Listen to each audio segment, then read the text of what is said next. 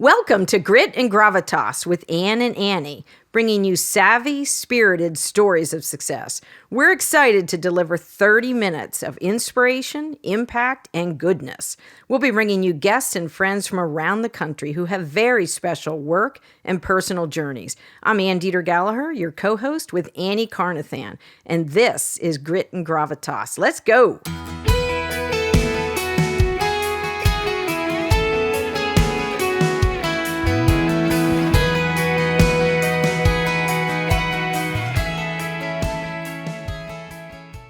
Grit and Gravitas is on the road again, Annie Carnathan. Can you believe it? It's so exciting.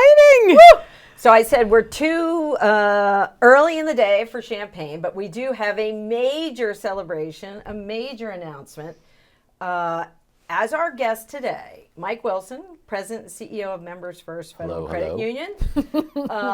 This is special on many different levels, Mike. So let me just tell you, not only are you a rock star to us, so we thank you for a return on time for 30 minutes of your expertise with us today. Oh, right back at you. Always happy to help. We are in year 4 of Grit and Gravitas. Mm-hmm. You are the first male guest. No pressure. No pressure at all. I think I said it was either you or Colonel Doug Wheelock, who is our astronaut friend, who was commander of the International Space Station. You won. He would have been a way better choice. No, we want to we're going to go guns blazing here. 30 minutes of drilling in on all the business vitamins you're going to share with us, Mike, because I know there is never a dull moment in your life, and Members First is about moments and milestones. Absolutely. This is a very big year for you, and we're recording, Annie, during America Saves Week. Mm-hmm. So sure we're excited. We're going to unearth some financial insights, too. I'm excited to hear that. Can you start us off? Just give us a little backstory. What was Mike Wilson's journey? Like when your career started and how you ended up in the executive suite. And we only have 30 minutes in totality, right? Okay. We want the truncated Sure. version. Yeah. Okay. I often say that my life would probably be like a modern day version of Forrest Gump. I have been open to opportunities, built very strong relationships, and like the feather that followed the wind, and just, open to wherever, life has taken me. It did not start with intentions on getting into the financial industry. Believe it or not, my background is actually in underprivileged education. That is so cool. And I don't think many people know that, do they? I'm not sure. They will now. Yeah. But that was my background, and then I started getting very interested in the politics of that particular field, and found myself, working in politics and then government relations and advocacy. And during that time, I was involved in a startup nonprofit and a startup business. This is how I met the executive leadership of Members First many, many moons ago. And then we formed a strong relationship, and it ultimately led to me coming over to Members First. Holy cow, a little less than 10 years ago at this point. And here we are today. Well, you are a relationship guy. You're a relationship lady, too. We see you out in the community everywhere, which is kudos to, your personal brand and the Members First brand. This is a big year for you. Tell us what is going on with Members First this year. That it is. This is our 75th anniversary. So when you think about, the fact that we have very humble beginnings that are military in origin, and I'm an Army Brat. We moved all over the world. Wow. But to think about the fact that 75 years ago, 9 people put money into a pot to lend each other money for appliances during the war. That's how Members First got started. And here we are 75 years later, well over 600,000 members and well over $8 billion in assets and over 60 branches that's with a wide incredible. Footprint. Yeah. How many credit unions are over $8 billion assets? There's not, like... No. A very small percentage. Yeah, very, very small percentage, yeah. But for us, it's not about how large can we grow our assets. It's how can we best serve our members, and if we're doing the right things, then we will continue to grow. And that's what our folks do all day, every day. And as long as we are making decisions based on each individual market we serve, rather than doing them all from this building, then we will continue to flourish. Good. And I think that's a business vitamin already. making decisions based on the people you serve, which would be whether it's Universal, whether it's Dieter Gallagher Group, really any business. When you keep that focus, I think you end up in the right place. And the very origins of your beginning, Mike, were mission based. Were Absolutely. servant leadership based. That's right. And to me, it's not a coincidence that your entire career has had a trajectory based on the same mission of helping people, Sure. advocacy, and growing not just people's lives, but the constituency almost around that. Because Sure. to be change-based, you need people to follow you and to lead, right, with purpose, and you've done that, and that can't be a coincidence. Well, in trying to be an advocate and doing the right thing for those, even if they don't have a voice. Or the resources, Exactly. right? And so, that's what credit unions do all day, every day. And if we can step up and be a leader in that regard, we certainly want to be able to do so. How do you, it's a simple mission, it sounds, to improve people's lives. And I really believe that's what Members First does. And Grit Gravitas is solely advocacy to help women in business. And so is that difficult to continue to build mass around that? Or is it a commonality when you found the right people? It is a commonality that is purely based on finding the right people. So we're a very culture-driven organization. We own that. We're very, very proud of it. I actually speak to every single person the first day they start at Members First. That is in so their impressive. New hire orientation. That is so impressive. And I love doing that. It represents, who we are, and I talk very honestly about our culture and how seriously we take it, because we mean what we say, and we live that out every single day. So we formally brand our culture. It's called a culture of we. Right. And the whole premise is that the collective we is far more powerful than any individual me. And so if you come here to work, you can't have that I, my, and me mindset. It's we, us, and ours. And we're owned by our members. So every dollar we spend, every dollar we lend is a member dollar. And we need to be good stewards and always doing the right things with that premise in mind. Now, you did that brand, rebrand, if you would, during COVID? We did. We did, yeah. Talk to us a little bit about, that was, COVID gave you every reason to probably put that on the shelf for a little while, and you did not. We did not. It was years in the making. We felt very confident that everything we were doing was based around, research, coming from our members. This was not just some pie in the sky creative concept that was made up. It was very research based. So it wasn't a top driven. down. You were earnestly surveying the members and getting opinions and insights. And our associates. And the reason why we rolled it out was because we actually rolled out what I would say a formal branding and ownership of our culture that we wanted our associates to only own internally and live that out before we did anything externally. Very good. So it led to a phenomenal rollout because everybody, loved it, owned it, bought in. Yeah. Mm-hmm. And it made the rest of everything actually quite easy because our associates had lived it first. Very good. And I think when in a time where much has moved online, and it's the chicken or the egg, I'm sure COVID accelerated that or just brought it into full fruition. But your commitment to your branches, and clearly the people in those, to me have been extraordinary and unwavering. And that is a big commitment for Members First, to have branches throughout communities. Absolutely. It is, I love to say our branch folks are, they're the secret sauce. They know their markets, they know their members, they know, everybody at home, they know their jobs, they sing to you when you walk in the doors. That's each, true. Yeah, each branch has its own little, thing, and they really rally as a team. And so our culture is such that, we want to hear directly from the front lines. We have feedback mechanisms to do that. We base a lot of our quick decisions, on that feedback. They work so crazy hard, and they represent everything we do. You can feel that energy just walking in the door, and I love that. I'm a branch person. So I think we're all people. Sure. On one of your recent panels, it was I think Central Penn Business Journal panel, the Mind Your Business. No, it was West Shore Chamber panel. That's right. You had a George great, Book would be so proud. Yeah. You had a great line in there. It was a takeaway. I even wrote it down in my notes app on the phone. One of your business items I want you to have today is always talk to strangers. That's right. Tell us about that. Like, where did that come from, and do you in fact do that? I do all the time.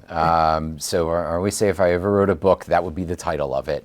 Because of, being an Army brat, when you move every, seems like every year and a half, 2 years, and you're moving all the time, you meet people, you make friendships, and then you got to leave. Yeah. So it makes you adaptable, to almost any situation. But it was one of the biggest reasons why, in wanting to stay here, I knew I wanted to establish roots. I knew I wanted to get very, very involved in the community and, try to be someone and make a difference. And in order to do that, you have to build strong, trusted relationships. You can't do that unless you're willing to, have conversations with people you don't know. And try to give associates here a little bit of a challenge when asked about, well, how do you have conversations, or how do you get up the nerve, or how do you do this? Really is what right, you're doing. yeah. So I often suggest take 5 business cards to any function you go to. Make it a point to talk to 5 people that you don't know. 5 is a very reasonable number. And then before you go home, take a minute and shoot a follow-up note and just say, hey, great talking to you, about, insert some personal details. Would love to get to know you better. Let's go grab coffee sometime. And you can really build a great network doing that. But you got to make sure that you're listening intently and with purpose, and that you're genuine in those conversations. And then you can start to build those relationships. But I have met, great partners in starting a nonprofit. It led to being involved in a business. It has led to some, effective government advocacy conversations. Great. It's also led to now becoming quite good friends with a NASCAR driver that I met in a pool in Costa Rica on Christmas Day a few years ago. So always talk to strangers. This will not be a surprise to anyone. Yeah. I don't know where the next connection will go, but take us along with you when you do that. I think it's hard for the younger generations, I'm of a certain generation, so your generation and below, I think they struggle with, this sounds really simple to us, take 5 business cards, and we were brought up, at chamber events, and it might come easier to us. What are some tips you have for the younger people? Like how would they learn to feel more comfortable doing that? Sure. One, you got to put the work into doing it. But I really appreciate what you just brought up, because it is something that we'll even talk about in orientations or sometimes even in training classes, that not everything is appropriate electronically. No, amen. And tones or certain things can be completely misinterpreted. Sometimes it's also not the fastest way, even though it may seem like it, because, I offloaded that onto someone else. Now I'll just wait for their response, and confusion takes in, right? Sometimes you just need to pick up the phone. And I think that's really important. That's a business vitamin. Yes. Talking to people is a positive. Yes.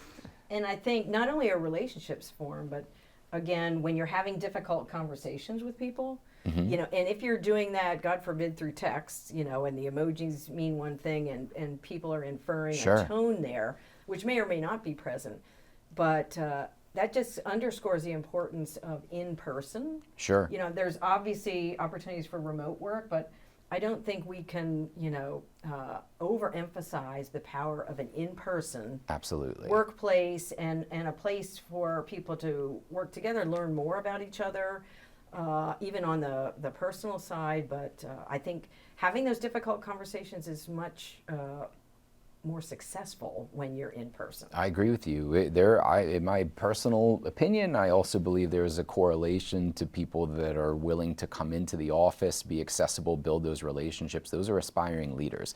They certainly can do their roles, through Teams or Zoom or whatever remote mechanisms. But for those that are really aspiring to C-level leadership roles, I often counsel them, be the person that goes in, builds the relationships, be visible, accessible. Those sidebar conversations are so important to sometimes getting things done very quickly and demonstrating that you're someone that can be counted on when things need to be done. And to be promoted when opportunities present themselves. Absolutely. And to have advocates. That's right. That feel confident and trustworthy, that had spontaneity and trust to be able to be promoted. That's exactly right. Onto their team. But that reminds me, one of the most moving experiences, Ann and I were at a business women's conference, and speaking of COVID, Verber Dental got an award that day, and he came up to the podium to speak and to accept his award, and literally Mike had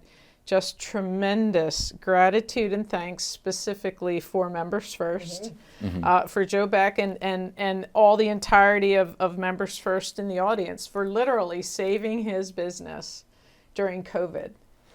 Yeah. And the people he employed, and he was concerned that they weren't going to get paychecks because he couldn't function, and so gave that to you, and he said, if that's not an example of a relationship, I don't have one. I love me some Dr. Mike Verber. I remember those exact conversations very well, in what an uncertain time it was, for Mike and for business owners. I'm really proud of Members First during that time. We were actually the 9th largest provider of PPP loans for small businesses across the country in the credit union space. Well, that because ramp up we was were not easy, no doubt. No, we were working Round until the 1, clock. 2 o'clock in the morning, all rallying together. Everybody, regardless of title, was working on these same kinds of things. But it was, again, so that we could do the right thing, for Mike and his team and all of the other business owners we helped. But I will tell you, getting back to something that we chatted about a few minutes ago, that is another example of talking to strangers, because Mike and I were judges together at a Super Chef nonprofit competition, and I'm sitting next to him like, hey, Did he move I go to your house? dentist office, and we should probably know each other. So we hit it off through food and developed a great friendship that has certainly blossomed into a whole lot more. So I think the world of him.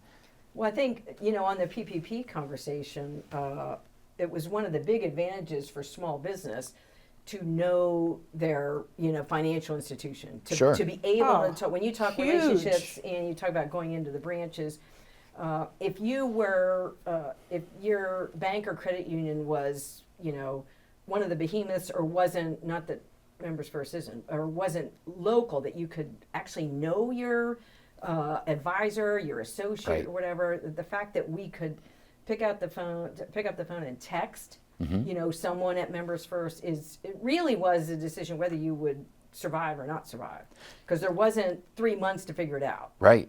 Literally. Right. Everything was changing on the fly. We were adjusting and keeping in contact with, administrative connections so that we could stay on top of all of that. But, I remember one of the biggest challenges of that time frame was very large institutions were helping very large businesses. Yeah, well. And we were trying to say, how do we help the every person that's trying to figure this out? Some of them were also filing waivers to stay open with the state. I mean, there was so much happening, at that time. And our position was, we want to try to help these small to medium-sized businesses. It's the backbone of the economy. It's the right thing to do. And what do we need to do to be able to help with that? And that was our focus during that time. It's the backbone of every community. Sure. It is when we think of we need the large businesses, the Hershey, the rest of them, but really the bulk of the economy is on the 15 person and below. That's small right. business that has 15 employees or maybe 30 or 35 employees. That's really right. where a lot of the local economy churns through. So talk to us a little bit about your passion for helping small business, and I know you're a huge advocate for women, both within the organization and in the community. Sure. Well, as far as small businesses go, I've been part of a small business. I've also been part of a nonprofit, starting both from the ground up. and you have to wear a lot of hats. Yeah. And it doesn't mean that you're necessarily an expert in any one of them. But we don't feel like we are anyway. Sure, right? And so you're trying to get all these things done. You're trying to help take care of your people, your hardworking Right. people. You're trying to do a lot. And so our ability to serve small businesses was designed with that concept in mind. So we actually separate our relationship folks from our lending folks so that lending can focus on lending and relationships can be solely focused on relationships and being able to help the many needs of those small business owners. So it's a little bit of a unique approach on that, but it has worked very well for us. And we've also designed it that way in our mobile app. Cool. So we're really excited to continue to double down on that differentiation, and as long as we build it into that omni-channel experience, Right. It'll continue to serve us well. Yeah, and then getting back to your second point, I think it's the job of any leader to hold the door open and provide opportunities, for everybody. And having diverse expertise, skill sets, thoughts, opinions, life experiences around the table is so darn important. It's been important to us at our leadership team level. It's been important to us at our board level, and it's a commitment that Extraordinary. It really is. Thank you. I'm really proud of our team. In addition to our board members, I know Christy and Rebecca and Jill and Karen do a phenomenal job representing this organization, C-suite, quite well. Sincerely. And we had women on the show, Mike, that struggled to make their dream come true, who were entrepreneurs, some pitching 7 financial institutions until they found that one person to believe in them and to say, yes, I essentially we're going to be partners to fund your dream. We're going to help you every step of the way. And I feel that way about you promoting women into leadership. If we're going to get more women into the C-suite, we need men to have that confidence to bring us in. And that's one of the things that I'm most impressed with you about. And when we're talking about what is really a male role model for women in leadership and building careers, such as at Members First, that was a shining example, again, of your advocacy. Well, I appreciate that, but I'm incredibly proud of our executives, and quite frankly, I think our team is the strongest it's ever been. I would stack our team up against anybody's all day, every day. And you believed in them, right? And now they're mentoring. Well, I trust them completely. Right. Right. And we do great work together. That's and awesome. just very, very proud of what the team has done. I loved your phrase though that you open the door, because there will be people, men and women, who will maybe show the way, but opening the door is different than showing the way. You're not only say, here's the path forward, and I'm going to open the door and recommend you, refer you, follow you along in that journey and make sure we've got the best team possible.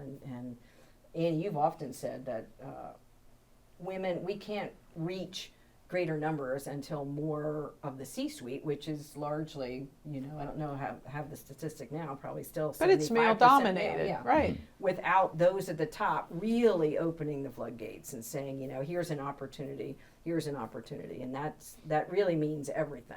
Well, and the hope is that they'll pay it forward and do it for others, right? That's been your advocacy, and I see that with not just women, but people building careers at Members First. And it's been, an extraordinary journey to watch that happen. And that takes advocacy. Sure. It's one person at a time to believe in you and to bring you along. And leadership. I know we are the host of an organization called the Sister Society. And so I believe twice a year, if not more so. It's all female executives and leaders from across our industry get together here in our community room. And we donate that space and have programming and speakers and such. And so, we should be a great example, not just here at Members First, but also for the industry. Right. Oh, that's fantastic. Tell us what inspires you. Our people inspire me, and that's because we have so So many. that's how we know it's authentic. Yeah, well, we have so many hardworking associates here, and they you know, in my opinion, yes, they work for their paycheck. Paycheck is important, but they work with purpose. Like, they're very, very passionate about what they do. And I know this because I hear from them all the time. So I know they're, you know, constantly thinking of these things or new ideas or better ways to do something. And, you know, that is really energizing and invigorating, and it makes makes it worth coming to work every day. So if we invest in our people, they will in turn do the right thing by our members. What would you tell somebody very young, starting out, trying to find their way, now that you're where you are, this much along? What would you look back and maybe tell that younger Mike Wilson, or tell everyone beginning their journey to figure it out? I can tell you without hesitation that I would tell myself to calm down and not be so stressed out that everything is going to work out okay. But I do try to do a lot of career coaching and mentorship for people that are trying to figure it out. But so many times I hear, I want to be a C-level executive. Well, that's great that someone may have those aspirations, but we got to kind of work backwards here, and let's find out, like, depending on what you want to do, there may be certain educational requirements, there may be certain milestones and steps along the way. But first and foremost, find a good mentor. Perhaps find more than one, right? I know I've certainly had a few along the way, but also know that you're going to fail sometimes, and that's okay. You learn the greatest lessons sometimes from the times that you failed. I know I've certainly failed quite a few times. At times I deserve to fail, and I can reflect on those things, you know, now that I'm older and wiser, and hopefully, you know, I've learned from that and don't make the same mistakes. But there's value in all of that. But you're a big idea person, which I've always admired about you from I found some old pictures of us in my iPhone, so I'm not going to go, years and years ago. But I think it's safe to say you're known for big ideas. So when you say you failed a lot, and we all have, but that just means you're bold enough to risk things that others are not. You know, you're willing to say, you've weighed everything, and I'm gonna try this. I'm gonna try doing the rebrand in the middle of COVID. That was a risk. Sure. But I think that's it energizes people. I think it wants people to join your team and follow what you're doing, because they see if the CEO is able to do that maybe it's a safer zone for them to try new and different things. I don't know. It may depend. So one of my favorite people to work with at Members First is Sarah Firestone. And ours too. And I love going into Sarah's office saying, "Sarah, I got a new idea." So we need to and have I'm her watching on. her We like need brace. the, Oh, absolutely. She can share some stories with we you. need the honest truth from her. Yes. No, we have a lot of fun with that. But the reality of it is, yes, I've definitely, I have some crazy ideas up in this brain. But I think that, the older you get and having learned from some mistakes, it becomes more about calculated risk. But nonetheless, it is important to take those risks. Otherwise, you're just going to be like everybody else. Well, so do you listen to your gut in those things? Do you talk to your lovely wife about those things? What's the vetting process for your big ideas? It depends on the idea. How crazy or how big? Or? Yeah. Sometimes you have to call in reinforcements. So sometimes you just want to spitball ideas, like I know at Annie's company, I've worked with Nick Mickley for over 20 years. And we've had some crazy ideas together along our journeys. But no, it really depends on the idea. How big the idea, or how big the partnership? Is it one-time event? Is it multi-year? What business units does it touch? And then you assemble the right stakeholders. So is it safe to say you love employees or soon-to-be employees to bring you big ideas? Is this a place where a big idea is welcome? Big ideas are absolutely welcomed here. And this should be a safe place for people to flesh out those ideas. If you look at the very nature of our beginning, 9 people 75 years ago had an idea to share money for appliances, during a really rough time in our country's history. That was a big idea. That was a risk. and look at what that's turned into And today. it became a mission that you're still 100% true to. Sure, absolutely. That's what's staggering about that. And I think we give so much power to words, you know, failure. And to me, failure is just one more attempt. That's right. And it's not failure till I just basically say it's not worth my time and energy anymore. So Sure. I'm going to shape shift that to something it is. And no, I try really in a concerted way, because no has a lot of power, to be able to say maybe not particularly that way. So no, we can't do that. But in this way that maybe isn't an unequivocal no, so that we can meet more together on it. Yeah. To shape shift that. And that creates, I think, more opportunity and more thought leadership. Sure, and not just on creative ideas, but businesses that we can help. And businesses that we can advise. So I'm really proud of the fact, you know, we have a loan committee, a good old-fashioned loan committee that meets every Friday, and it's not just what's on the paper, it's talk about this person. Yeah. You know, what's their I character love like? that. What do they do in Love the that. community? That's Right? I extraordinary. mean, these are factors that go into these decisions so that we can take a chance maybe when somebody else wouldn't.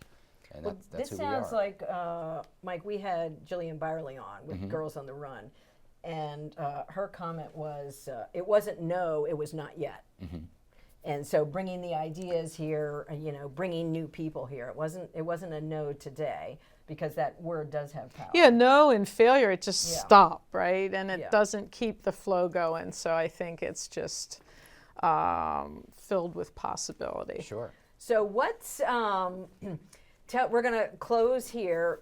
That's how what's fast it the- goes. I know, it's too fast. We need an hour. What's the best path for a potential employee? How would they reach out to members first? Maybe they're listening to this and they just say, I have to work for Mike Wilson and Sarah Firestone and the entire team here. How would Sure. they do that? What's like the first step or two that they should do to pursue that? Well, we always have postings on our website at membersfirst.org. Great. But as you know, we're always out and about in the community.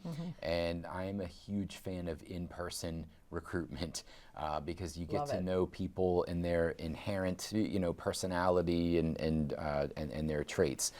We can train for competency. We cannot train for those inherent personality traits where you just want to do the right thing. And so that's what we're the looking for. character We can traits, train yeah. for everything else. That's right. So you're good if and I expect a lot of people after they hear a podcast, you'll have strangers coming to you Sure. and introducing themselves, and I think that's a reverse of your mantra of always talk to strangers. They'll be talking to you. Bring your applications, bring your big ideas. We can handle it. I love it. All right, Annie Carnathan, this was our milestone. It was incredible, and it went even faster than it normally does, if that's possible. Mike, thanks for everything you do in our community. Thanks for every leading. nonprofit you've supported, every association, organization. We're excited to celebrate 75 years. Thank you. Thank you for the opportunity. Very humbling to think the first male in 4 years. So I do not take that lightly. And I've known both of you for quite a while. I think the world of both of you. Thank you for all that you do. And always happy you. to help. We Yeah. appreciate you. All right, Likewise. Annie Carnathan, we did it. This was a high gear day. Thanks for listening. It's our desire that these stories will bring energy, ideas, and fresh thinking that you can use today. Subscribe to our podcast and follow us on Instagram, and have a high gear day.